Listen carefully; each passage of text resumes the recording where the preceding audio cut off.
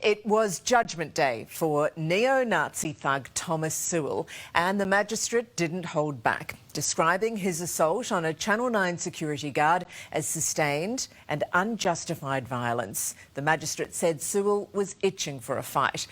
When he left court, it seems nothing had changed. A Hitler salute and a symbol of white power.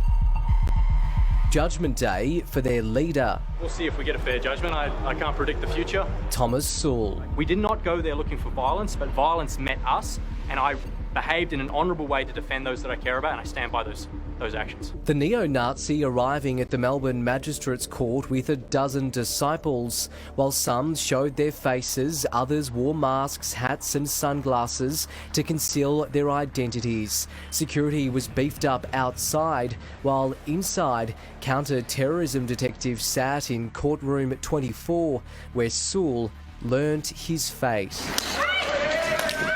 The 29-year-old was charged over this attack on a Channel 9 security guard.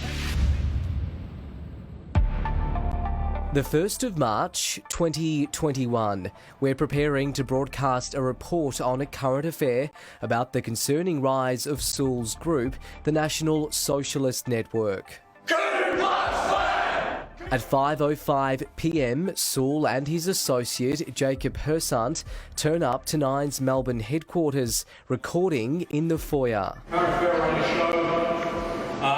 us being terrorists. A security guard comes over and Sewell is repeatedly asked to leave. Please leave the building. After initially refusing, he and Jacob Hersant make their way outside. This CCTV shows the security guard escorting them out. That white line, you've got them go. Not yet.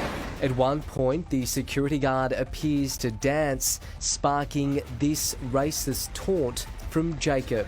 Dance, monkey, dance. The guard touches Jacob's shoulder to push him away, and Sewell snaps, repeatedly punching the guard as he topples to the ground, smashing his head on the pavement. Sewell then holds him down. Hey! The pair flees, and Sewell posts this online. We were just in an altercation. We were assaulted by a security guard out the front of the Channel 9 office. Sewell argued his actions were self-defence, claiming the security guard grabbed Jacob's throat, a claim thrown out by the magistrate who ruled Sewell was guilty, telling him he was itching for a fight by brutally punching an unsuspecting victim to the face in a sustained and unjustified attack. I stand 100% by that testimony because that is the truth. You say that you don't condone violence, yet here we are today. You've been found guilty. What do you say to that? Well, I've already answered that question.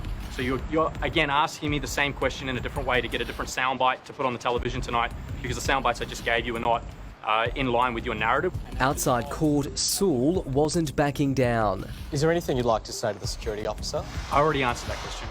Yeah. If you don't have any other questions, any new questions, then that concludes the interview. When you came to Channel 9, what did you want to talk about? I wanted to speak to you about the a current affair episode calling us terrorists and homegrown extremists when we're just normal everyday Australians.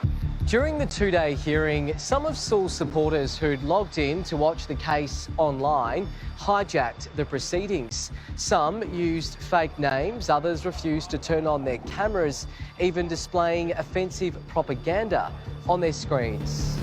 Since the attack, the homegrown extremists have been on a recruitment drive, training at local sporting clubs, holding birthday parties for Hitler, and gatherings like this one in Melbourne's western suburbs, where unbelievably a child was in attendance.